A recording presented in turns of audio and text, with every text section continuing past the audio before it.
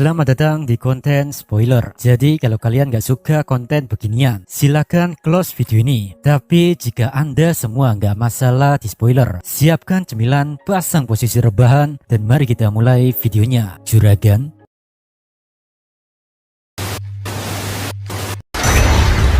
Kami kembali. Yari. Saat ini seorang elf memandu jalan semua orang. Dia memberitahu bahwa satu-satunya tempat menginap di sini adalah di kastil saja. Dan jika mereka memerlukan bantuan, tinggal WA atau DM saja. Di situ NPC berkacamata, kita sebut saja namanya Erza. Dia tak menyangka letak pintu masuk reruntuhan melewati kastil. Lalu setelah beberapa menit perjalanan, mereka semua akhirnya sampai di pintu masuk reruntuhan, sekaligus kota bawah tanah, Amrita. Tanpa basa-basi mereka pun masuk, dan di dalamnya ternyata nggak horor seperti yang kita bayangkan. Di sekitar sini ada banyak sekali bangunan. Erza yang bingung bilang, ini beneran reruntuhan kah? Tapi kok malah terlihat seperti sebuah kota yang agak kuno ya? Semua orang sangat takjub dengan apa yang mereka lihat, dimana bukan hanya ada banyak bangunan, tapi ada para elf yang melakukan kegiatan sehari-harinya di tempat ini. Elf pemandu kita sebut saja namanya Asuka. Dia bilang, di tempat ini terbagi menjadi 3 bagian. Saat ini kami menggunakan area paling atas sebagai tempat tinggal. Tertarik dengan ucapan Asuka, Kak Gali pun bertanya, jadi kau tahu struktur bagian atas di sini ya? Asuka pun menjawab, ya, semua pusaka kuno yang ada di zona ini sudah ditemukan. Tapi tak ada satupun dari kami yang pernah menjelajah bagian tengah ataupun bawah, karena Tuan Kleman melarang kami memasukinya. Namun yang saya dengar, ada ruang rahasia di bagian paling bawah reruntuhan. Di sisi yang lain memahami perasaan bingung Asuka tentang masa depan mereka, Rimuru pun bilang, oi Milim, semua di tempat ini akan menjadi milikmu. Jadi apa kau bakal keberatan gak jika para elf yang notabene warga lokal tetap tinggal di sini? Milim menjawab, oke, tak masalah, akan kupastikan mereka mendapatkan makanan dan perlengkapan yang lain secara teratur. Asuka membalas, terima kasih banyak Demon Lord. Milim juga memberitahu semua penduduk di sini bahwa beliau tak menuntut apapun dari mereka, cukup hidup dan jalani keseharian mereka seperti biasanya. Mendengar ucapan dewasa dari anak sekecil itu, Rimuru merasa bangga. Dia menganggap didikan Frey kepada Milim telah membuahkan hasil. Lalu kemudian semua orang mulai tuh jalan-jalan berkeliling, melihat-lihat kota tua ini. Dan entah apa yang dipikirkan Gobuta, dia yakin ada hantu atau semacamnya di sebuah ruangan rahasia di tempat ini. Dengan senyum ringan, Asuka menjawab kalau dia tak pernah mendengar hal mistis semacam itu. Kendati demikian, beliau memberitahu semua orang ada satu pintu yang dapat mengantarkan mereka ke ruang bawah tanah. Akan tetapi hanya Kleman yang bisa membukanya. Gobuta pun tanya, kalau kami tak bisa membukanya, lantas gimana caranya kita masuk? Milim membalas dengan tawa mengejek, hehe, gunakan otakmu Gobuta. Oi Sion, lakukan. Memahami perintah Dek Milim, Sion pun berniat mengayunkan pedangnya untuk menghancurkan pintu besar di hadapan mereka. Dan tentu Rimuru melarang hal itu, karena beliau gak mau ada satupun yang hancur. Sontak Sion menjadi murung karena ternyata tindakan yang akan dia lakukan tidak sejalan dengan pemikiran Tuan Rimuru. Lihat saja MC kita seperti capek sendiri dengan kebarbaran Sion. Setelah itu Asuka membawa semua orang menuju pintu yang dimaksudkan. Asuka menjelaskan ini adalah pintu menuju ke bagian tengah reruntuhan. Mencoba memahami segel yang ada di depan pintu, Kak Gali bilang ini adalah mekanisme pertahanan yang ditenagai sihir kuno. Pintunya tak akan terbuka sampai kita menghilangkannya, dan jika kita membukanya dengan paksa, maka kota Amrita bisa hancur seketika. Sontak Sion terkejut dengan penuturan dari Kak Gali itu. Gobuta pun mengejeknya, hehe, baguslah, kau tidak jadi menghancurkan pintu ini, Sion. Melengoskan wajahnya dengan perasaan malu, Sion bilang, cuy, itu cuma mekanisme tua, aku percaya mekanisme seperti itu tidak akan bekerja. Namun Erza tak sepakat dengan ucapan Sion. Erza meyakini mekanisme sihir kuno dalam pintu itu masih bekerja. Sebagai buktinya, meski mereka berada di bawah tanah, tapi langit-langit reruntuhan bersinar terang seperti di permukaan. Erza sangat kagum dengan hal ini. Dia tak menyangka meski telah 1000 tahun berlalu, tetapi sihir kuno ini masih bekerja. Kagali pun menyarankan rekan-rekannya agar tidak ceroboh dan secara bijak meneliti sihir kuno ini. Di saat para senior ahli reruntuhan mulai meneliti, Rimuru, Milim, Sion, dan Kobuta cuma nonton doang. Biar gak bingung, senior bapak-bapak ini kita sebut saja namanya Yoru. Di situ Pak Yoru melakukan penelitian tersebut secara hati-hati. Di sisi yang lain, Kagali dan Erza melihatnya ikutan deg-degan juga rasanya. Selang waktu berlalu, Yoru bilang, "Minasan, sihir kuno di sini ada 3 mantra yang aktif. 1 untuk menyegel pintunya, 2 untuk mengambil energi bumi dan menyebarkan ke seluruh dinding, 3 sihir jebakan yang mencegah pembukaan paksa." Sambil memegang dagu NPC yang kita sebut saja namanya Kusuo, dia bilang jebakannya sangat berbahaya, yang dimana hal ini bisa membuat pasokan energi terputus seketika, sehingga tempat di sini akan menjadi gelap gulita. Di saat itu, energi tersebut akan digunakan untuk menghabisi penyusup. Erza pun bertanya-tanya, dia yakin pasti ada cara membuka sihir kuno ini, karena kabarnya kan Cleman bolak-balik memasuki bagian tengah reruntuhan ini. Rimuru dan Milim masih terdiam mendengar percakapan kedua orang ini. Rasa penasaran pun membuat Rimuru bertanya pada Milim, apa Cleman sebelumnya ikut mengurus reruntuhan ini. Namun Milim meragukan hal itu. Dengan kata lain, Milim gak percaya Cleman juga bisa membuka pintu tersebut. Kendati demikian, Kagali tak sependapat. Dia bilang, seingatku, Demon Lord Cleman itu adalah sosok yang berbakat dalam hal beginian.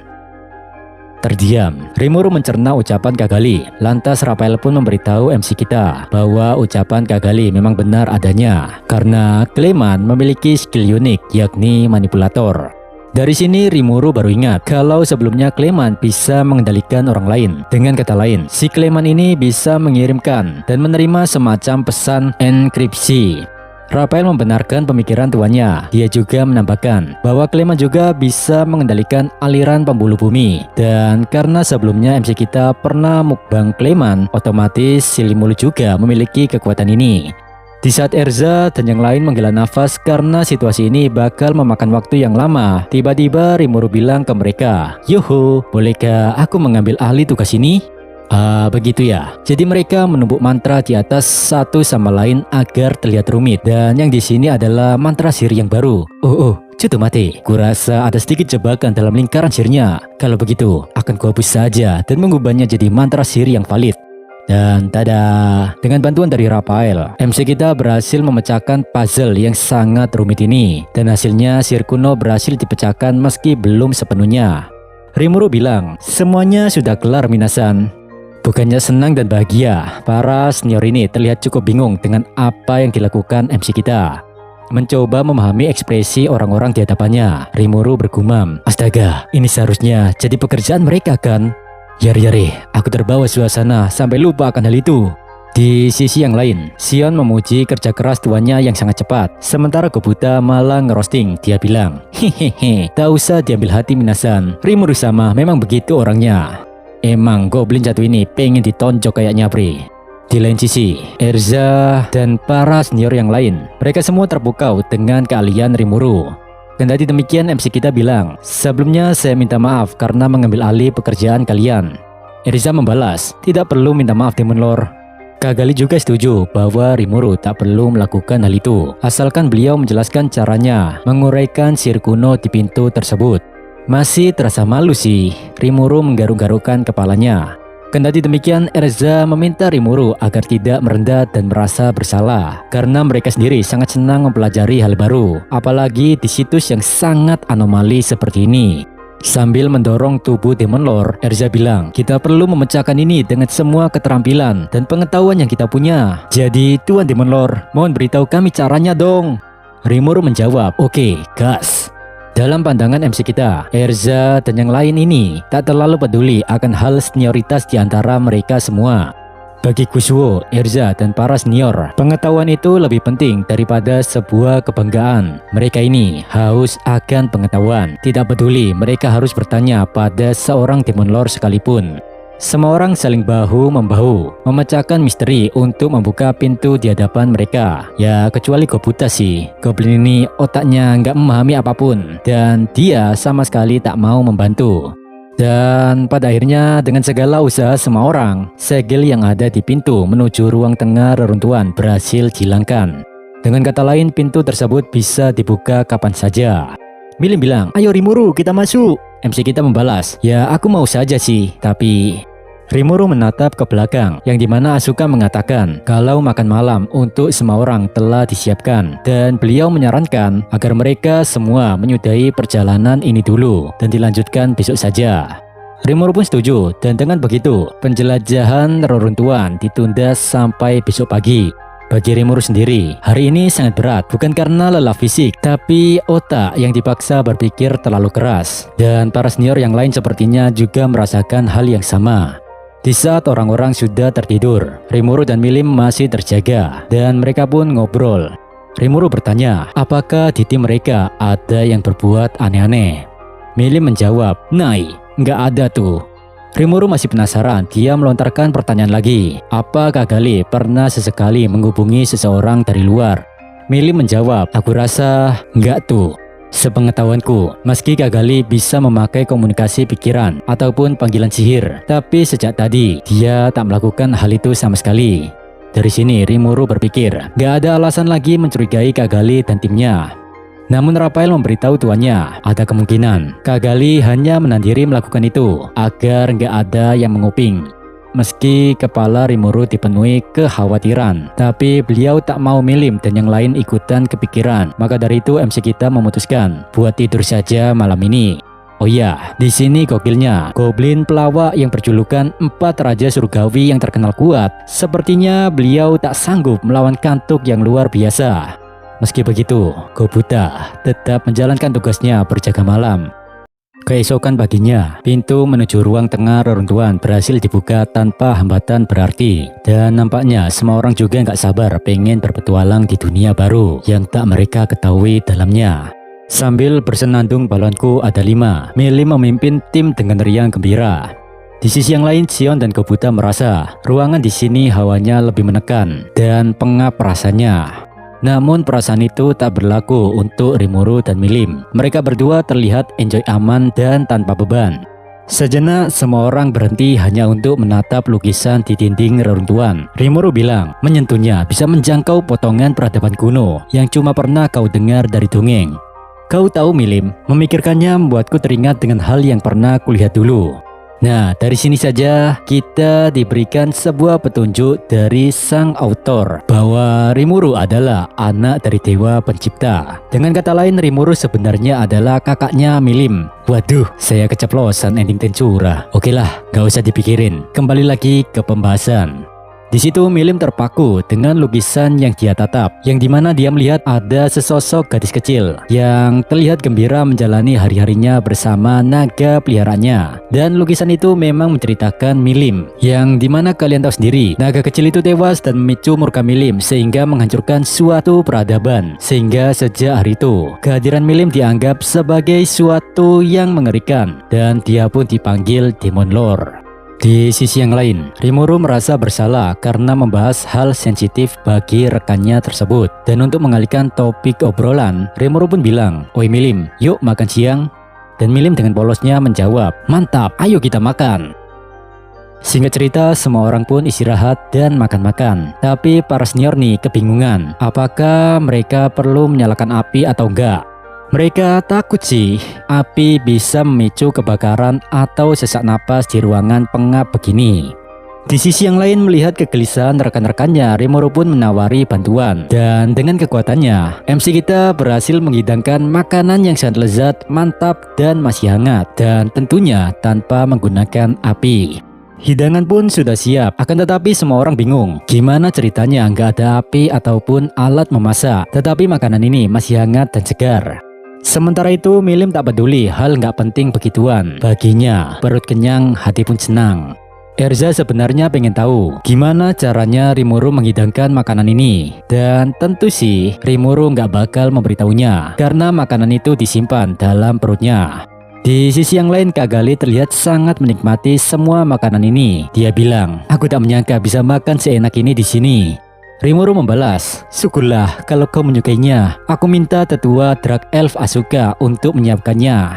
Aku sengaja tak menggunakan api, takutnya memicu ledakan atau semacamnya, karena aku tak ingin relik yang ada di tempat ini rusak. Intinya aku ingin menjaga reruntuhan ini sebisa mungkin. Mendengar ucapan MC kita tersebut, Kak Gali berkata, "Wah, cara berpikir Anda sangat mulia sekali."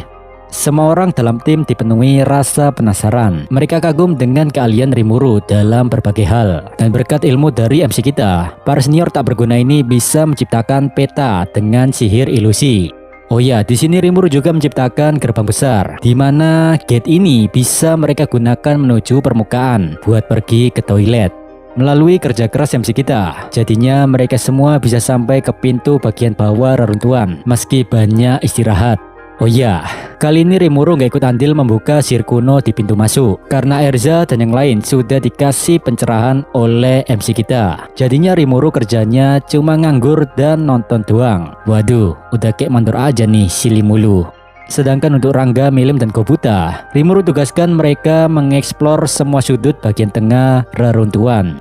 Selang beberapa waktu berlalu, Sion menyatukan kopi dan meminta semua orang buat ngopi dulu. Walau Rimuru terlihat tenang menikmati secangkir kopi, tapi sebenarnya beliau terus waspada dan mengawasi gerak-gerik anggota tim. Meski tak ada hal-hal yang mencurigakan, Rimuru meyakini musuh dalam selimut ini hanya sedang menahan diri, karena pastinya mereka masih takut ada Milim di sini. Gak lama kemudian Milim datang dan membawa banyak barang. Dia bilang, "Periksalah, senjata-senjata ini benar-benar dipenuhi sihir. Bukankah ini menjadi panen besar buat kita, Limulu?" MC kita menjawab, "Oh, kau benar Milim. Bahkan ada 1-2 item unik tuh. Tapi masalahnya, di mana kau menemukan semua ini?" Aku ragu, Clement tidak menyentuhnya tanpa alasan. Milim membalas, sebenarnya sih ada jebakan yang tidak sengaja aku aktifkan. Dan karena hal tersebut, ada banyak golem yang datang menghentikan kami. Lalu senjata-senjata inilah yang mereka bawa." Sejenak Rimuru bingung, apa maksud ucapan Milim. Kobuta pun bilang, "Itu benar Rimuru sama. Aku yakin Anda juga tak akan bisa menghindari jebakan itu. Kalau Anda tak percaya, coba saja tanya Erza-san."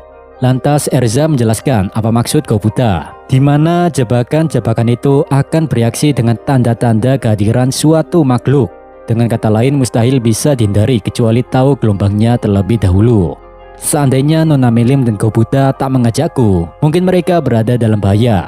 Mendengar itu, Rimuru menyimpulkan bahwa jebakan di bagian tengah reruntuhan didesain untuk menghabisi siapapun yang tidak mereka kenal. Hal ini menimbulkan pertanyaan besar dalam diri Rimuru, seolah-olah jebakan-jebakan itu ingin menjauhkan orang-orang dari ruang rahasia. Kak Gali juga tertarik. Dia penasaran apakah setiap golem-golem yang lain membawa item-item langka dan unik yang mungkin sudah berevolusi. Di saat semua orang sedang asik ngobrolin hal ini, tiba-tiba tanah yang mereka pijak bergetar. Para senior bertanya-tanya, getaran apa ini? Erza yang panik menyarankan semua orang agar keluar dari tempat ini. Takutnya getaran ini adalah gempa bumi. Di sisi yang lain, Rimuru meyakini getaran yang sangat kuat tersebut bukan berasal dari tempat ini. Dengan kata lain, ada sosok dengan kekuatan mengerikan telah datang. Sementara itu, Kak Gali mencoba menenangkan semua orang agar tidak panik dan mulai evakuasi. Sambil memegang topinya, Kobuta bertanya-tanya, getaran apa itu tadi? Dan Rimuru 100% percaya, ini semua bukan gempa. MC kita bergumam, menurutku, yang tadi itu terasa seperti ledakan yang melintasi permukaan. Aku yakin insiden ini adalah buatan manusia. Rafael ngasih tahu MC kita bahwa ada penyusup yang memasuki reruntuhan ini. Gak lama kemudian alarm bahaya berbunyi. Terdeteksi penyusup dalam Amrita, segera eliminasi. Terdeteksi penyusup dalam Amrita, segera eliminasi. Memasang muka panik, Kak Gali heran. Dia bertanya-tanya apa sistem Amrita sudah error sehingga mereka dianggap sebagai seorang penyusup. Rimuru membalas, dugaanmu salah Kak Gali. Aku yakin ada seseorang yang memasuki reruntuhan ini secara paksa, sehingga alarm bahaya berbunyi secara otomatis. Mendengar itu, Kobuta merasa lega. Dia pikir situasinya sudah aman, karena pikirnya sistem reruntuhan tidak menargetkan mereka. Dengan sorot tajam matanya, Rimuru ngasih tahu Kobuta, jangan senang dulu Kobuta, kita ini juga penyusup. Gak ada yang menjamin sistem tidak menyerang kita. Ada kemungkinan besar penyusup ini suruhan Mariabel. Jadi Kobuta, persiapkan dirimu. Berpikir nyawanya dalam bahaya. Seketika itu juga, Kobuta menelan ludah. Berbeda dari yang lain, Milim sepertinya sudah mengerti siapa atau makhluk apa yang datang ke reruntuhan. Maka dari itu sebelum pergi dia pamit ke Rimuru. "Gumini Rimuru, ada hal yang perlu kuurus." Setelah mengatakan itu, Milim masuk ke dalam gate menuju tempat penyusup itu berada.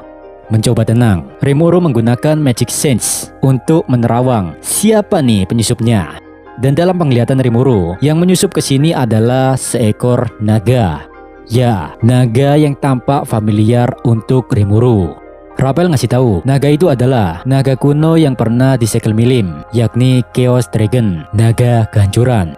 Di saat yang sama, sekumpulan golem mengepung mereka, dan spontan Sion mengayunkan pedangnya. Kocaknya, karena tempat ini kecil, ujung dari pedang Sion nyangkut di langit-langit reruntuhan. Dan pada akhirnya, perut Sion kena bogem langsung dari golem tersebut. Tak ada jalan lain, maka dari itu MC kita bergegas membuka pintu yang menuju ke bawah reruntuhan. Dan dalam sekejap pintu itu terbuka. Tanpa banyak mikir, Erza dan kawan-kawan bergegas masuk menyelamatkan diri. Begitu pula dengan Kobuta. Hingga pada akhirnya, langkah Rimuru berhenti saat ada lempengan batu yang bertuliskan bahasa-bahasa kuno. Di saat Rimuru sibuk memahami situasi ini, di sisi yang lain Sion, Kobuta, dan Rangga mencoba menahan pergerakan para golem. Sion dengan tebasannya dan Kobuta dengan pistol barunya.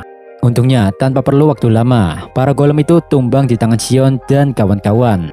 Sementara itu informasi yang MC kita ketahui tentang penyusup ini yakni Chaos Dragon, dia beberkan kepada Kagali.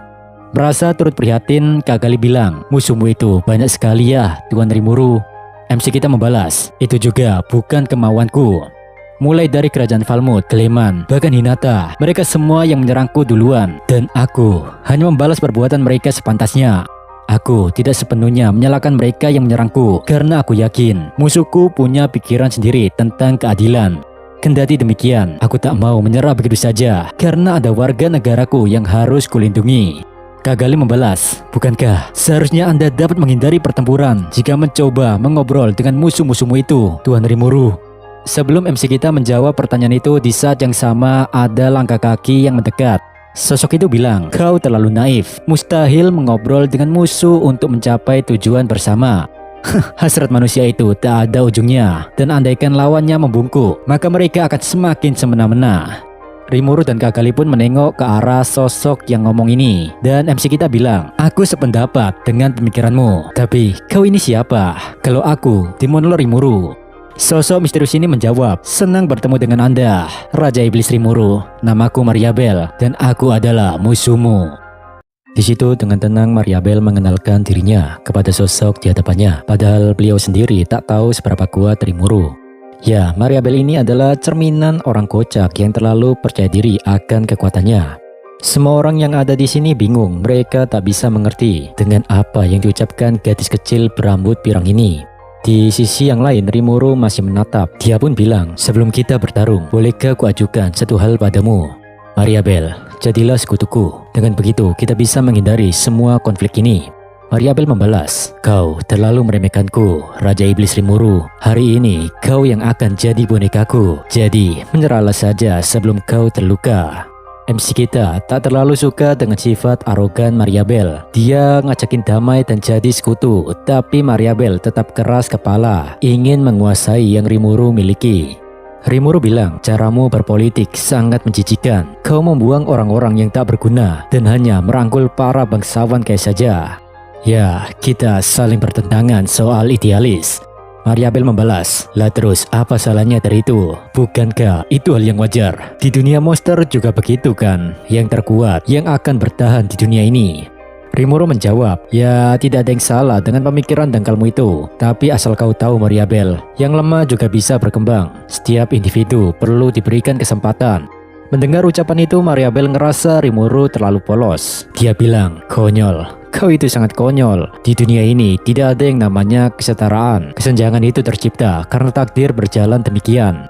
Kalau kau berpikir semua orang harus setara, itu berarti bocah sepertimu ataupun mereka yang miskin, semuanya memiliki hak yang sama. Begitukah? Tak bisa kupercaya bocah pemimpi sepertimu adalah Demon Lord." Menghela nafas, Rimuru tak mempermasalahkan cara berpikir Mariabel, dan beliau juga tak memaksa lawan bicaranya bisa mengerti pola pikirnya.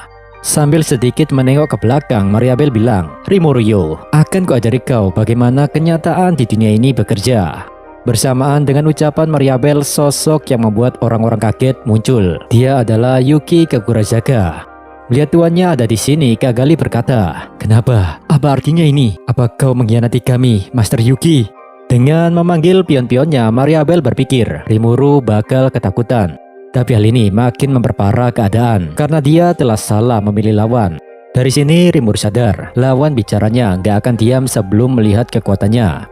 Di saat Milim sibuk menghadapi Chaos Dragon, Rimuru beralih ke mode pertempuran demi memperlihatkan kesenjangan kekuatan di antara mereka. Tanpa banyak cincong, Mariabel memerintahkan Guy untuk menyerang Rimuru. Di saat Guy menghampiri MC kita dengan ekspresi yang seperti zombie, di sisi yang lain Rimuru malah sejenak mikir. Dia bergumam, kalau tidak salah, gembel ini yang bernama Guy itu ya. Namun sebelum Rimuru bertindak, Sion sudah melepaskan bogomnya dan Guy pun langsung terhempas. Tak kusangka, sampah sepertimu masih ingin menantang Rimuru sama, ucap Sion. Melihat itu, Yuki pun turun tangan. Sion, akulah yang akan melawanmu, tantang Yuki, dan Sion menjawab, oh menarik sekali. Orang lemah seperti Anda hingga menjadi budak gadis itu, mana mungkin bisa mengalahkan kami. Oi Kobuta, cepat tunjukkan kekuatan 4 Raja Surgawi dari Tempest. Kobuta membalas, siap juragan. Yos, biar aku tunjukkan sesuatu yang menakjubkan. Sambil mengatakan itu, Kobuta dan Rangga saling menghampiri dan mereka pun melakukan fusion. Dengan begitu, transformasi pun terjadi. Nah, inilah wujud kebanggaan dari Kobuta dan Rangga. Dan yang akan melawannya adalah pendekar yang bernama Lamar. Kalau di light novelnya namanya Lamar, gak tahu lagi nanti di anime bakal diganti enggak namanya. Di situ Lamar bilang, terkutuk kau manusia serigala Tempest, kemarilah dan lawan aku sialan. Di saat Erza dan yang lain terkejut dengan kemunculan serigala keren itu, di sisi yang lain Rimuru menilai Lamar adalah kesatria yang kekuatannya lumayan kuat. Tapi MC kita yakin, dengan pelatihan keras Kobuta dan Rangga di bawah bimbingan Milim, harusnya mereka bisa mengalahkan Lamar dengan mudah. Semua orang sibuk dengan pertarungannya masing-masing, dan begitu pula dengan Rimuru. Namun dalam sekejap, Guy lenyap di tangan MC kita. Guy tidak merasakan rasa sakit karena tubuhnya hancur berkeping-keping dalam hitungan sepersekian detik. Melihat itu Mariabel terkejutnya bukan main. Dia tak menduga Demon Lord Rimuru sanggup menghabisi pionnya dengan sangat cepat. Dengan muka santai, Rimuru bilang, Guy, Flowing Swordman, kurasa barusan tadi dia ingin melawanku ya. Tapi sayang sekali keinginannya terwujud sebelum dia tewas. Shock dengan ironi ini, Mariabel bilang, kekuatan apa itu? Padahal aku sudah memakai Avarice untuk memaksimalkan kekuatan Guy. Tapi seharusnya, setidaknya Guy itu bisa memperlihatkan padaku semua kemampuan dari Demon Lord itu. Dengan aura intimidasi, Rimuru mendatangi Mariabel secara perlahan. Mariabel, kau tidak tahu siapa yang sedang kau lawan, tapi kau tetap keras kepala masih ingin bertarung denganku. Ya sudahlah. Mariabel rusuh. Selanjutnya, giliranmu. Bersiaplah, aku akan melahapmu sampai kau tak bisa bangkit kembali. Bersyukurlah kau akan menjadi makananku hari ini. Meski dirinya masih bertarung dengan lawannya, Kobuta masih sempat-sempatnya melihat pertarungan tuannya. Kobuta bilang, oi, apa ini hanya hayalanku? Kenapa Tuan Rimuru kelihatan menakutkan sekarang? Sion membalas, diamlah Kobuta, 4 Raja Surgawi tak layak memiliki sifat pengecut seperti itu.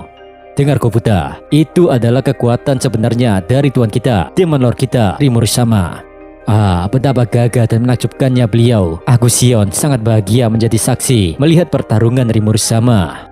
Sambil bertarung beriringan, Sion dan Kobuta dengan mudah menghindari setiap serangan lawannya. Tak ada satupun tebasan Lamar dan tendangan Yuki yang mengenai targetnya. Sambil sedikit melirik tuannya, Sion bilang, aku tidak sabar ingin pamer ke Diablo soal pemandangan indah yang dia lewatkan ini. Menyipitkan matanya, Rimuru berkata, Sion, kau ini ngomong apa dah? Tampak gelisah, Mariabel bergumam, ini sama sekali tidak main-main. Aku sudah membakar semua umur Guy demi meningkatkan kekuatannya. Namun, Raja Iblis Rimuru itu melumatnya dengan mudah. Dia seperti sedang membakar tumbukan sampah saja. Kukira si Rimuru ini orang yang lembut, tapi kenyataannya beliau adalah sosok yang sangat mengerikan. Sekarang bukan waktunya menandiri. Sambil menatap lawannya, Mariabel bilang, gelar Raja Iblismu itu ternyata bukan sekedar pajangan semata. Tapi sebelum kau menyatakan kemenanganmu, akan kuajari seberapa dungunya monster sepertimu. Entah apa yang Mariabel rencanakan, dia menatap ke atap reruntuhan. Di sisi yang lain, dalam diamnya, Rimuru menerima laporan dari Rafael. Lapor, subjek bernama Mariabel terdeteksi mengirimkan sinyal panggilan sihir. Diyakini, dia mengirim perintah pada sekutu di luar reruntuhan. Di saat yang sama, Kobuta dan Sion merasa kekuatannya semakin melemah. Tubuh mereka terasa berat sekali. Sion mengingat perasaan tertekan ini sama seperti invasi Falmouth ke Tempest dulu. Kendati demikian, Sion yakin penghalang yang dibuat Mariabel ini lebih kuat dari penghalang Falmouth. Mariabel bilang, seluruh reruntuhan di sini berada dalam penghalang suci. Tak peduli sebanyak apa kekuatanmu, karena semua monster yang bergantung pada sihir sebagai dasar hidupnya tak akan bisa menghindari efek ini. Bagi Mariabel, meski kekuatan Rimuru sangat gak masuk akal, tapi jika tak ada naga badai, maka dirinya bisa melancarkan serangan telak pada Rimuru. Mariabel yakin kekuatan Rimuru terlalu dilebih-lebihkan. Dia percaya Rimuru tak lebih dari monster yang bergantung pada mana sihir. Ya intinya Mariabel ini mikir dia lebih pinter dari Rimuru. Namun semua ekspektasi Mariabel terbantahkan seketika karena Rimuru dengan mudah langsung menghancurkan penghalang sihir buatannya. MC kita bilang, sayang sekali ya Mariabel, aku sudah mengantisipasi hal ini. Sontak Mariabel terkejut dengan apa yang dilakukan sosok Demon Lord di hadapannya. Dengan panik, Mariabel berkata, ini tidak mungkin. Demon Lord Rimuru, apa yang barusan kau lakukan? Rimuru membalas, dengar ya Mariabel, kami sudah tahu bahwa Grand Bell adalah dalang di balik Dewan Barat. Dengan informasi tersebut, beberapa pasukanku sudah kuperintahkan untuk mengambil tindakan. Mungkin pikirmu kau sudah menjebakku, tapi sebenarnya aku hanya berpura-pura saja. Dan saat ini aku sudah menyadari bahwa skill unikmu yang bernama Grid itu hanya bisa diaktifkan kalau kau berada di dekat targetmu. Penghalang sihir yang Mariabel ciptakan telah gagal karena bawaan Mariabel telah dibereskan Hakuro dan yang lain. Serta skill uniknya juga gagal mengendalikan Rimuru. Kendati demikian, Mariabel masih belum menyerah. Dia bergumam, kurasa akulah yang terlalu membanggakan kekuatanku. Kalau begitu, oi Demon Lord Rimuru, kali ini aku akan serius melawanmu. Aku akan mempertaruhkan segalanya untuk menghabisimu. Rimuru pun berjalan ke arah Mariabel sambil membalas, oke lah, aku akan menjawab dengan kekuatan penuh. Mari kita lanjutkan pertarungan ini, Mariabel. Di saat Rimuru berjalan ke arah Mariabel, tanpa MC kita sadari, dia telah menginjak sebuah jebakan yang sudah Mariabel pasang. Sambil mengangkat tangannya, Mariabel bilang, Sinde, Demon Lord Rimuru, kau akan merasakan haus akan ajal, loss, entropi. Seketika itu juga, muncul aura gelap dan mengerikan mengitari MC kita. Dari kaki sampai kepala, aura gelap itu mengekang tubuh Rimuru. Sambil melakukan hal tersebut, Mariabel bilang, sebenarnya aku tak ingin menghabisimu, tapi akan jauh lebih berbahaya jika orang sepertimu berkeliaran di dunia ini. Jadi Rimuru yo, jangan salahkan keputusanku. Melihat tuannya berada dalam bahaya, Sion tanpa banyak mikir berlari ke arahnya berniat menyelamatkan Rimuru. Namun Yuki langsung melompat sambil melepaskan tendangannya. Oi, mau kemana kau Sion? Ini bukan saatnya mengkhawatirkan orang lain, ucap Yuki. Di situ Mariabel sangat yakin dengan kekuatannya. Dia pikir Rimuru tak bisa melepaskan diri dari serangannya ini. Muak dengan celoteh Mariabel, Rimuru bilang, cuma gini doang dek. Jadi, skillmu itu memiliki kekuatan untuk membalikkan keinginan hidup seseorang ya. Sambil mengatakan itu, secara perlahan sihir hitam Mariabel memudar perlahan. Tidak, tidak. Seberapa jauh kau melampaui akal sehat, Demon Lord Rimuru? Teriak Mariabel seolah-olah dia tak percaya serangannya ini tak mempan pada MC kita. Dengan tatapan merendahkan, Rimuru bilang, maaf ya Mariabel, tapi seranganmu baru selesai ku analisis. Sekarang hal seperti itu tak akan mempan lagi padaku. Jadi cepat mundurlah saja. Ini peringatan terakhirku. Jika kau berjanji untuk hidup layaknya gadis normal, aku akan mengampunimu. Mariabel membalas, aku tak butuh belas kasihanmu. Lagi, berikan aku lagi. Meski harus menggunakan semua yang kumiliki, aku akan meraih kemenangan. Mariabel tak mau diampuni. Dia tak sudi dibelas kasihani oleh musuhnya, karena baginya itu adalah sebuah penghinaan. Dan kini tekad Mariabel membutakan dirinya akan kesenjangan kekuatan. Gadis sekecil ini mengumpulkan semua kekuatan dan bertaruh dengan serangan fisik yang sudah dia perkuat dengan skillnya. Bak Big Book. Mariabel memukul menendang MC kita secara bertubi-tubi. Konon katanya sih, serangan Mariabel ini bisa menghancurkan baja. Tapi bagi Rimuru, serangan fisik seperti ini tak lebih dari permainan anak kecil. Di saat kaki Mariabel akan mengenai kepala MC kita, Rimuru langsung memegang kaki lawannya, lalu menghentakkan badan Mariabel ke tanah. Dah, gitu doang, kelar.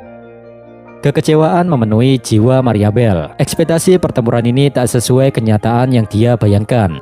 Meski berat harus melakukan hal ini, kendati demikian keputusan Rimuru sudah bulat. Baginya, pintu tobat untuk Mariabel telah tertutup. Maka dari itu MC kita bilang, "Baiklah Mariabel, akan kuberikan ajal tanpa rasa sakit. Sekarang, aku akan melahapmu. Sesalilah perbuatanmu di dalam diriku nanti." Di saat MC kita akan melahap Mariabel, tiba-tiba terdengar suara dentuman yang sangat keras. Rimuru pun menengok ke belakang dan di sana sudah ada Sion yang terhempas karena serangan Yuki. Gak lama kemudian dengan tertati-tati Sion mencoba untuk bangkit. Ekspresi Mariabel yang tadinya putus asa kini kembali ceria lagi. Wahahaha, sungguh menakjubkan Demon Lord Rimuru. Aku telah meremehkan kekuatanmu. Tak kusangka kau membuatku sampai begini. Meski ada Kak Gali di sini, Yuki terus berjalan menuju MC kita. Seolah-olah Yuki tak menganggap kehadiran rekannya. Dari kaki Yuki kita bisa melihat ada kegelapan yang merambat. Ya, Mariabel tanpa banyak mikir mengalirkan kekuatannya ke Yuki. Sembari menghampiri Rimuru, Yuki bilang, "Tak kusangka kau bisa menang melawan Mariabel. Tapi kau lupa satu hal Rimuru, masih ada aku di sini." Bersamaan kegelapan yang merambat ke tubuh Yuki, Raphael ngasih laporan bahwa kekuatan Yuki meningkat sangat pesat. Mariabel memindahkan kekuatannya kepada Yuki melalui skill Avaresh. Di situ tanpa ragu, Yuki langsung berlari menerjang Rimuru. Di sisi yang lain, MC kita bersiap dengan datangnya serangan. Seketika itu juga, keduanya saling beradu tendangan. Gokilnya impact dari pertemuan dua kaki itu, tanah bergetar dengan hebat. Reruntuhan di sini seperti mau hancur saja juragan. Guncangan tersebut membuat semua orang panik. Erza dan para senior yang lain menjauh dari duel Rimuru dan Yuki. Begitu pula yang dilakukan oleh Mariabel. Meski MC kita masih bertarung dengan Yuki, tapi matanya terus mengawasi kemana Mariabel pergi. Di sisi yang lain, sorot mata Yuki masih tajam dan fokus pada lawannya. Dengan tendangan memutar, Yuki menyerang Rimuru. Sementara itu MC kita spontan menepis dengan tangannya dan hasilnya Rimuru sangat terkejut mendapati tangannya sudah terpotong. Padahal tangan Rimuru tuh udah dilapisi universal barrier dari skill Uriel. Lalu pertanyaannya, kenapa tangan Rimuru bisa terpotong? Hal ini disebabkan karena Yuki memiliki anti skill. Apa itu bang anti skill? Ya, lihat aja videonya, nanti ada penjelasannya. Di sini Yuki sama sekali tak memiliki celah. Sorot matanya menatap Rimuru seperti elang yang memburu mangsanya. MC kita sama sekali tak bisa mempercayai. Absolute defense-nya gak bekerja sama sekali. Rimuru mulai panik. Dia bertanya-tanya apakah Yuki bisa menetralkan semua serangannya. Raphael pun menjelaskan bahwa anti skill Yuki merupakan hukum tubuh spiritual yang menekan sihir dan skill. Ya simpelnya serangan apapun gak mempan kepada Yuki, kecuali serangan langsung berupa adu bogem ataupun adu pedang. Dan anti skill ini bukan termasuk unik skill juragan. Terlihat di sini saat Kak Gali, Erza dan yang lain sibuk nonton, Sion masih turu. Rimuru bilang, "Oh Yuki, kukira kau tak memiliki skill unik atau semacamnya." Dengan muka polos Yuki membalas, "Ya itu tidak bohong kok, tetapi memang kemampuan fisikku lebih kuat dari manusia normal." Walau ada perasaan gundah karena ragu untuk menghabisi Yuki, kendati demikian Rimuru tak memiliki pilihan lain. Dengan pemikiran itu, MC kita pun mengeluarkan katana andalannya. Melihat lawannya yang mulai serius melawan dirinya, Yuki malah terlihat bahagia. Dua buah senjata pun dia perlihatkan, yakni ada dagger dan yang satunya lagi adalah sebuah katana. Rimuru bilang, "Yuki-kun, jangan dendam padaku kalau kau tewas." Yuki membalas, "Aku juga berniat mengatakan hal yang sama padamu." Duel pun berlanjut, keduanya saling adu tebasan dengan sangat cepat. Semua orang yang menonton pertarungan itu heran. Mereka yakin Rimuru dan Yuki itu berteman, lalu mengapa sekarang saling bertarung? Sejenak mikir, Kusuo bilang, "Sepertinya Grandmaster Yuki dibawa kendali si Mariabel itu." Aku benci memikirkan hal ini, tapi apa kita memang dimanfaatkan untuk memancing Demon Lord ke sini ya? Kagali membalas, "Kurasa ini cuma kebetulan semata karena Tuan Rimuru lah yang menghubungi kami soal penjelajahan reruntuhan ini. Dan entah bagaimana caranya gadis cilik itu mengetahui jadwal keberangkatan kita. Lalu dia memanfaatkan momen hari ini. Tak pernah terpikirkan dalam benakku kalau Yuki-sama bakal mengkhianati kita. Aku yakin semua ini ada penjelasannya. Lagi pula yang kita bicarakan ini adalah Tuan Yuki loh." Erza membalas, "Iya, aku yakin Yuki-san pasti punya alasan yang tak bisa dia katakan. Aku percaya melawan Demon Lord Rimuru itu juga bagian dari rencananya." Berkat ucapan Erza dan Kagali, semua orang tak lagi bingung. Dalam benak mereka, Master Yuki lagi bersandiwara saja. Ya kali bapak dia sandiwara, orang adu tebasan saja kayak orang gila mereka berdua nih. Sambil bertarung, Rimuru bergumam, "Sepertinya Yuki-kun disukai banyak orang ya.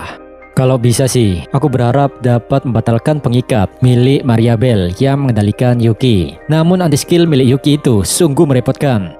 Rimuru terus-menerus menebas lawannya, tapi tak ada satupun serangannya yang mengenai targetnya. Di sela-sela hunusan pedang Rimuru, Yuki melihat celah dan dia pun melepaskan tendangannya, lalu dilanjutkan dengan tebasan. Sayangnya semua serangkaian pola serangan Yuki sudah dibaca oleh Rimuru. Bahkan dalam hal power saat pedang mereka ketemuan, menurut Mimin Rimuru lah yang lebih unggul. Kendati demikian, Yuki tak kehabisan ide. Dia melompat menghindari tebasan Rimuru, dan dengan gerakan berputar, Yuki mendapatkan kembali pijakan kaki yang pas untuk sekali lagi menghujani Rimuru dengan tebasan pedangnya. Meski begitu, kemanapun ayunan pedang Yuki, Rimuru selalu dapat menepis dan menghindar. Yuki masih keras kepala. Dia berlari secepat kilat menghampiri MC kita dan tanpa ragu menghunuskan pedangnya. Walau tak seperti yang tadi, tapi kali ini tebasan di Yuki berhasil mendapatkan beberapa helai rambut Rimuru. Di sisi yang lain, Rimuru masih berada dalam pose menunduk setelah menghindar. Lalu kemudian beliau dengan spontan melepaskan tebasan menargetkan bagian bawah tubuh lawannya. Namun hasilnya nihil karena Yuki berhasil melompat lebih tinggi dari serangan MC kita. Rimuru semakin agresif. Melihat kesempatan lawannya nggak ada pijakan kaki, MC kita langsung menerjang ke atas. Dan ting! Yuki masih dapat membaca arah tebasan Rimuru. Lalu kemudian hal yang mustahil Yuki perlihatkan. Dengan menggesekkan pedangnya ke katana Rimuru, Yuki berpindah ke belakang tubuh MC kita. "Haha, kau lengah Rimuru yo." Sambil mengatakan itu, Yuki yakin tebasan pada titik buta ini pasti dapat menumbangkan Rimuru. Sementara itu, MC kita telah menyadari dengan datangnya serangan kejutan tersebut. Dan duas, pedang Yuki mengenai lawannya. Di titik ini, Yuki merasa senang karena kerja kerasnya sejak tadi akhirnya menuai hasil. Tapi entah mengapa dia merasa ada yang janggal karena katananya tak menyentuh apapun. Dan ternyata tebasan Yuki berhasil digagalkan oleh skill MC kita. Jadi bre, tendangan dan pukulan Yuki memang bisa menembus absolute defense Rimuru. Tapi untuk tebasan ataupun serangan senjata itu tak bisa dialiri oleh anti-skill. Rimuru bilang, "Sayang sekali ya, Nak Yuki, tebasanmu tak sekuat pukulan dan tendangan. Maaf ya, duel ini cukup sampai di sini saja." Naluri Yuki memintanya untuk lari. Dia memahami nyawanya dalam bahaya. Dan di saat yang sama, Rimuru melepaskan Storm Break, sebuah tebasan pedang dikombo dengan sihir badai milik Veldora. Dan dalam sekejap, kekuatan yang sangat gak ngotak itu mengenai tubuh Yuki secara langsung. Hal itu membuat Yuki terhempas sangat jauh. Dan brak, tubuh Yuki terhenti menabrak dinding reruntuhan. Keadaan telah berbalik. Yuki tak ada harapan lagi untuk menang karena tenaga dan kekuatannya sudah banyak yang terkuras. Sementara itu, MC kita berjalan santai mendekati lawannya. Sambil menatap Yuki, MC kita bergumam, seharusnya serangan tadi bisa menghancurkan tubuh dan jiwa Yuki. Tapi nampaknya anti-skill miliknya berhasil mencegah hal itu terjadi. Kemudian mata Rimuru berubah jadi merah. Dengan bantuan dari Raphael, Rimuru memahami bahwa hasrat Mariabel sudah sepenuhnya menginfeksi Yuki. MC kita berpikir, jika dia dapat menyingkirkan hal ini pada Yuki, maka tak perlu untuk menghabisi nyawanya. Kendati demikian, upaya Rimuru itu diblokir oleh anti-skill milik Yuki. Rimuru bergumam, "Wah, gagal ya. Kalau begitu hanya ada satu hal yang bisa kulakukan, yakni menyakitinya sampai Yuki tak sanggup lagi bergerak." Lalu setelah itu, aku akan mengurus Mariabel agar sihir yang mengikat Yuki bisa lenyap. Namun kemungkinan terburuknya, kalau Mariabel sudah kuhabisi, tetapi Yuki masih berada dalam kendali Mariabel, maka tak ada pilihan selain menghabisinya. Di saat Rimuru ingin membuat Yuki lumpuh agar tak bisa bertarung lagi, tiba-tiba Ning Kagali memberanikan diri menghampiri Rimuru. Dia bilang, tolong tunggu sebentar. Aku mohon pertimbangkan kembali untuk menghabisi Tuan Yuki. Rimuru membalas, wah hati-hati, Yuki itu masih berada di bawah kendali Mariabel loh. Namun Kagali tak peduli kekhawatiran Rimuru padanya. Dia yakin orang kuat seperti Tuan Yuki gak akan semudah itu kalah dengan dominasi dan manipulasi dari Mariabel. Opini Kagali itu didukung oleh semua orang di sini. Mereka yakin Grandmaster Yuki bukanlah orang yang lemah. Erza juga ngotot, dia bilang, apa yang dikatakan Kagali-san benar adanya. Yuki sama itu orang yang selalu mengikuti iramanya sendiri. Dia tak akan mau melayani orang lain. Sambil menatap Yuki, Kagali mencoba menyadarkannya. Dia berharap suara aduhainya dapat menjangkau jiwa Yuki. Sejenak menghela nafas panjang, Rimuru heran dengan perilaku orang-orang ini. Mereka sama sekali tak peduli nyawanya, padahal nggak ada yang menjamin Yuki telah lepas dari dominasi Mariabel. Rimuru bergumam, lah kalau begini, aku malah yang kelihatan seperti seorang penjahat, padahal aku tak benar-benar menghabisi Yuki loh. Meski begitu, Rimuru tetap meminta semua orang menyingkir dari sekitar Yuki, karena MC kita nggak mau ada yang terluka nantinya. Gak berselang lama dari mulut seorang pria yang diwaspadai, terucap darinya, Yari-yari, semua perkataan kalian telah menjangkau jiwaku. Akhirnya teman-teman, Yuki menyudahi sandiwaranya. Karena memang si jamet Yuki itu, dari awal dia tak benar-benar dikendalikan oleh Mariabel. Di situ Erza berkata, "Anu, apa Anda sudah sadar sekarang?" Yuki membalas, "Ya, kurasa suara kalian yang menarik kembali kesadaranku. Arigato, minasan." Di sisi yang lain, tak memperdulikan pertarungan Kobuta melawan Lamar, Rimuru hanya bisa bengong, tak bisa berkata-kata melihat apa yang ada di hadapannya. MC kita bergumam, "Cutu mate, jangan bilang Yuki hanya berpura-pura, seolah-olah pengikatnya sudah hilang untuk mengelabuiku." Di saat yang sama, Raphael ngasih tahu Rimuru bahwa Yuki sudah terbebas. Dengan kata lain, skill milik Mariabel sudah terlepas dari diri Yuki. Akhir bahagia konyol macam apa ini Upin? Tanya Rimuru yang keheranan dengan semua ini. Sembari dibopong Kagali, Yuki berusaha menghampiri MC kita. Yuki bilang, "Rimuru-san, sepertinya aku sudah membuatmu kerepotan ya. Maaf soal itu, dan terima kasih sudah menyelamatkanku." Rimuru membalas, santai." Sambil mengatakan itu, Rimuru menyarungkan kembali katananya.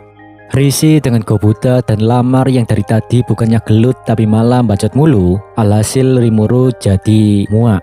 Dia pun bilang, "Oi Kobuta, cepat selesaikan pertarungannya." Kobuta membalas, "Ayolah Rimuru sama, aku nih lagi bingung. Jika Anda tak keberatan, mungkin Anda perlu mendengar soal ini." Sontak Rimuru bertanya-tanya, ada apa nih sebenarnya? Kobuta pun menjelaskan bahwa pria yang bernama Lamar ini dulunya adalah bagian dari Battle Sage sebelum Glenda mengambil posisinya. Dengan raut muka memerah, Lamar bilang, "Beraninya kau menghabisi Glenda? Dasar demon lord keparat, akan kuhancurkan kau hari ini agar Glenda bisa beristirahat tenang di alam sana." Mendengar ucapan Lamar itu, Kobuta pun bilang, "Gimana Rimuru sama menurutmu? Dia sudah nggak waras kan? Jadi kurasa percuma bertarung dengannya menurutku." Sejak saat itu Rimuru mulai memahami apa yang dirasakan Kobuta. Di tengah kekacauan yang sangat gak penting itu, Yuki mengusulkan kepada Rimuru kalau dia saja yang akan mengejar Mariabel, sedangkan Rimuru bisa mengurus masalah yang lain. "Yuki, kau kan masih terluka parah." "Loh, kok lukamu sudah sembuh?" ucap Rimuru khawatir keadaan Yuki, yang dimana luka Yuki sendiri sudah sembuh total. Yuki bilang, "Jadi kau tak tahu ya Rimuru-san, Kagali bisa pakai sihir penyembuhan loh." Rimuru membalas, "Lah, bukannya sihir tidak bekerja padamu ya?" Yuki menjawab, "Kau salah sangka Rimuru-san, aku bisa mengaktifkan dan menonaktifkan anti-skillku sesuka hati." Tak mau basa-basi, Rimuru menatap lawan bicaranya dengan serius. "Yuki, apa kau yakin bisa mengalahkannya?" Yuki membalas, "Oh tenang saja Rimuru-san, mengalahkan Mariabel itu sangat-sangat mudah bagiku. Jadi kau tak perlu khawatir, aku juga nggak bakal dikendalikan lagi. Karena ini menyangkut harga diriku, aku sudah tak bisa diam lagi. Dia Mariabel cuma lagi hoki saja mengendalikanku saat anti-skillku nggak aktif." Herannya di sini Rimuru percaya saja. Beliau nggak ada perasaan curiga sama sekali. Di sisi yang lain, Kagali memohon pada Rimuru untuk mempercayakan urusan Mariabel pada mereka berdua. Menurut Kagali, setelah rencana Mariabel gagal mengalahkan Rimuru, maka dia pasti berusaha menghancurkan reruntuhan ini dengan segala cara. Kagali bilang, aku pernah memetakan mekanisme reruntuhan yang seperti ini, yakni di Soma, dan semua pengetahuanku itu sudah kulaporkan kepada Yuki-san. Sambil menggaruk-garukkan kepalanya, Yuki merasa kesal. Dia mengatakan bahwa saat dirinya dalam kendali Mariabel, dia nih keceplosan memberitahu semua hal tentang mekanisme reruntuhan. Maka dari itu, Yuki sangat memohon pada Rimuru agar mengizinkan dirinya yang mengurus Mariabel demi memperbaiki reputasinya. Lantas Rimuru bertanya, aku sih nggak masalah Yuki mengejar Mariabel, tapi bukannya Kagali nggak bisa bertarung ya? Kagali menjawab, oh no problemo Rimuru-san. Asal kau tahu, aku memiliki peran penting di sini. Seandainya jika Mariabel sudah mengaktifkan penghancuran paksa reruntuhan ini, maka peranku adalah menghentikan mekanismenya. Ya karena Rimuru nggak bisa membantah keinginan kuat mereka berdua, akhirnya MC kita setuju dan mengizinkan Kagali serta Yuki mengejar Mariabel. Oke lah, kupercayakan masalah itu padamu. Cepat pergilah, nak Yuki. Yuki membalas, ya, waktunya membalas dia 2 kali lipat. Di situ Rimuru menugaskan Shion dan Kobuta untuk memandu tim ekspedisi keluar dari ruangan ini dan menuju ke tempat atas reruntuhan, yakni Amrita. Sedangkan Rimuru sendiri berniat menemui Milim.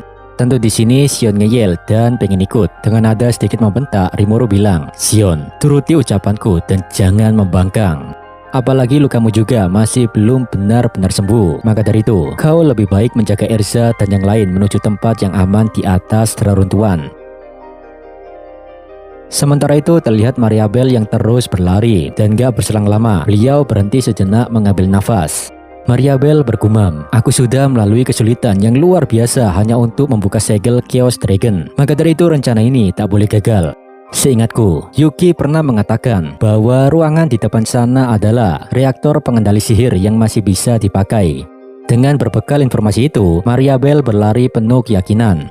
Beliau percaya reaktor ini akan meledak jika dia mengisinya dengan kekuatan sihirnya.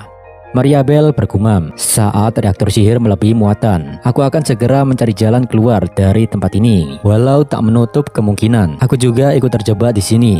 Tapi ini adalah sebuah pertaruhan. Aku tak punya pilihan lain.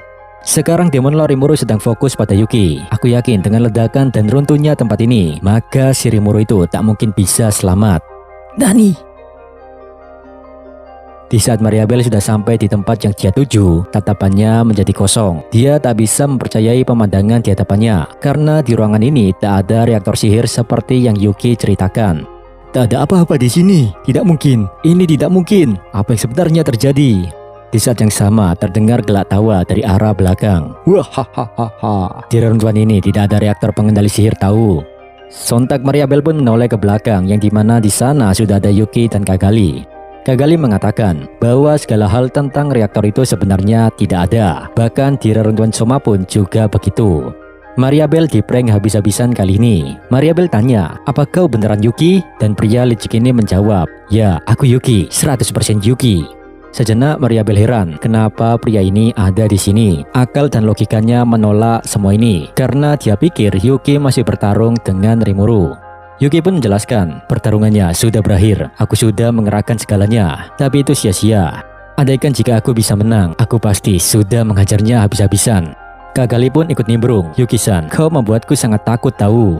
Aku tadi benar-benar berpikir kau telah mengkhianati kami. Yuki pun membalas, maaf ya soal itu. Kurasa aktingku akan lebih bisa dipercaya jika aku tak memberitahumu.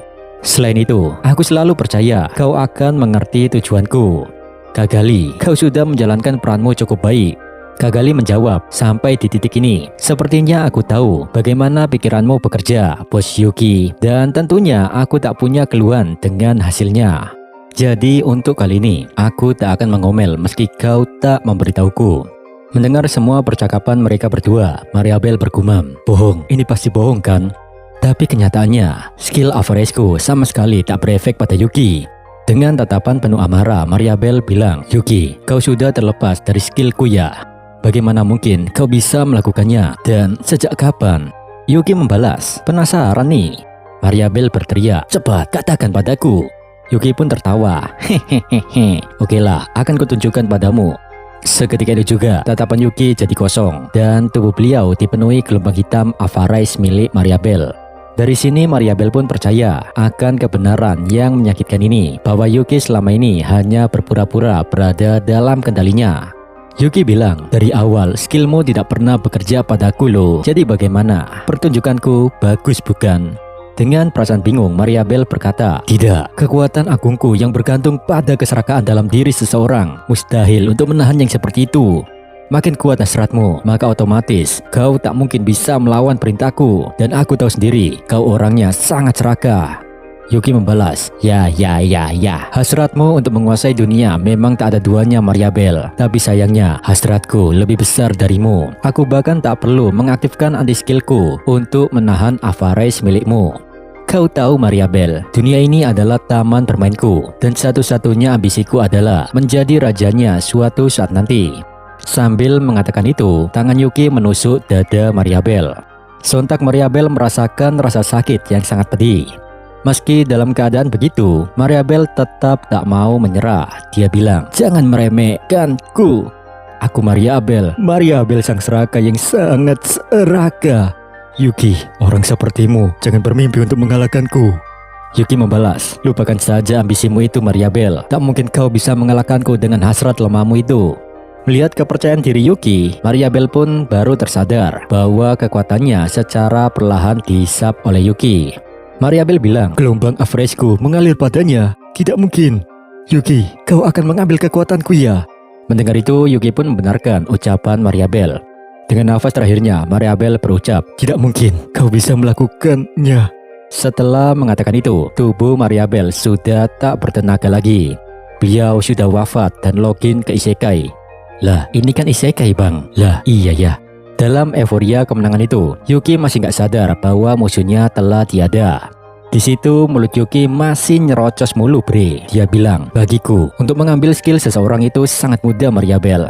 Andaikan jika kau lahir ke dunia ini 10 tahun lebih awal dariku, mungkin kau sudah mengambil alih segalanya. Tapi tampaknya keberuntungan itu tak berpihak padamu. Tubuhmu itu terlalu mudah untuk mengendalikan skillmu bukan? Ups, kau sudah tak bisa mendengarku lagi ya. Mengetahui adik kecil pirang ini sudah nggak bernyawa, Yuki pun membaringkannya ke tanah dan menutup matanya. Yuki bilang, Oyasumi nasai, selamat malam Mariabel. Dengan ini, ku ambil semua hasrat milikmu. Sambil mengatakan itu, Yuki meninggalkan tubuh Mariabel tergeletak begitu saja. Dan dengan begini juragan, Yuki telah memiliki skill unik milik Mariabel, yakni Grit. Seperti ucapan Mariabel sebelumnya kepada Rimuru, di dunia ini yang lemah yang akan menjadi pecundang, dan itu berlaku untuk Mariabel juga. Sementara itu di tempat yang lain, Milim sedang melawan Chaos Dragon, dan tampaknya adik Milim nih ragu-ragu menghabisi naga tersebut. Beliau tak memiliki tekad sama sekali untuk melakukan ini.